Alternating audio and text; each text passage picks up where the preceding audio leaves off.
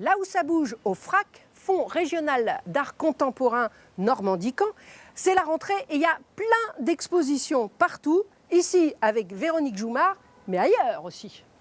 Là où ça bouge au FRAC. Jusqu'au 30 décembre, donc, la plasticienne Véronique Joumard expose au FRAC Normandie-Caen. C'est une artiste qui pourrait revendiquer un art assez minimaliste dans les formes qu'elle peut choisir, mais bon, l'art minimaliste daté des années 60, elle peut reprendre certains éléments, mais elle y ajoute beaucoup de poésie, d'une part, et aussi une certaine forme d'énergie. L'exposition est un parcours à travers, vraiment réalise un parcours pour le visiteur. Est-ce qu'il y a un côté ludique? Véronique Joumard est dans une position très particulière par rapport à ça, puisque les œuvres, elle les décrit comme ayant un potentiel d'action, et ce n'est pas forcément une participation demandée aux visiteurs. La rentrée du FRAC, ce sont 2 expositions à Alençon, à la Maison des Associations et au Bain-Douche. Et une deuxième collaboration avec le Musée des Beaux-Arts de Caen sur un thème imposé.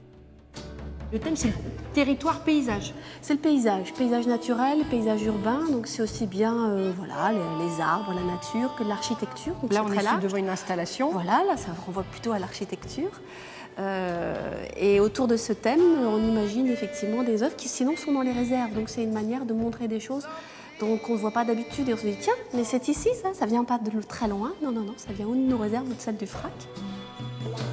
Comment redynamiser aussi l'offre qu'on fait aux visiteurs ici à Caen, rien qu'en étant 2 musées qui collaborent? Absolument, et puis comment changer le regard sur la collection permanente. Qui dit permanent dit un peu installé. Non, surtout quand il s'agit de création vivante et d'art contemporain, il n'y a rien d'installé. C'est jusqu'à? C'est jusqu'au 19 février. Merci beaucoup.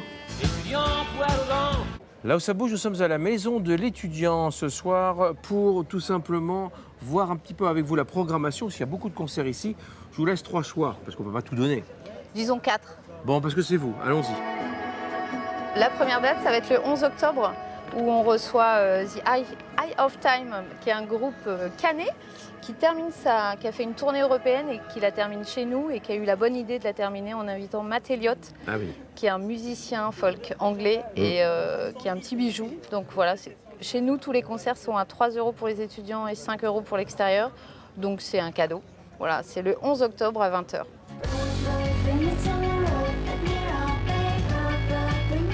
On est ravis, comme chaque année, de retrouver notre partenariat avec Nordique. Évidemment, où là, on a les Toulousaines La Savesse, groupe électropop. Ce sera le 20 octobre. Et ensuite, toujours, avec cette fois-ci les Boréales, où cette année, on est ravis d'accueillir 2 projets, un projet musique, un projet théâtre.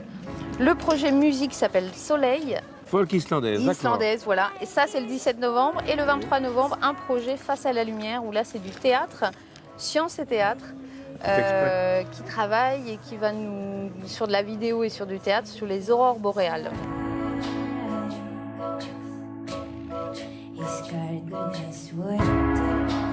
La maison de l'étudiant, vous avez compris, c'est pas cher. Et on y voit de très très belles choses dans une très jolie salle en plus. Exactement. Ben voilà, à bientôt. Hein. Au revoir, Agnès. C'est pas l'homme qui prend la mer, c'est la mer qui prend l'homme.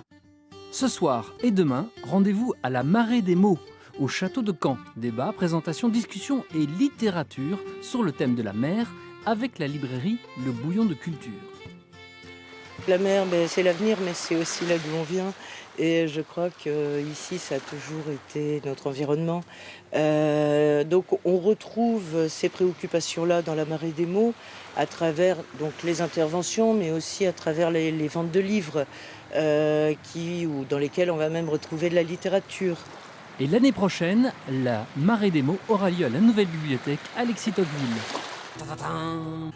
Le documentaire de Dominique Had, Alpine, un rêve français, sera projeté au cinéma Le Cabiot de Ouistreham samedi 1er octobre à 11 h et visible sur France 3 Normandie à 23h40 le lundi 3. Il est question de Jean Rédélé et de tous ceux qui ont construit ou conduit ces magnifiques bolides. À demain!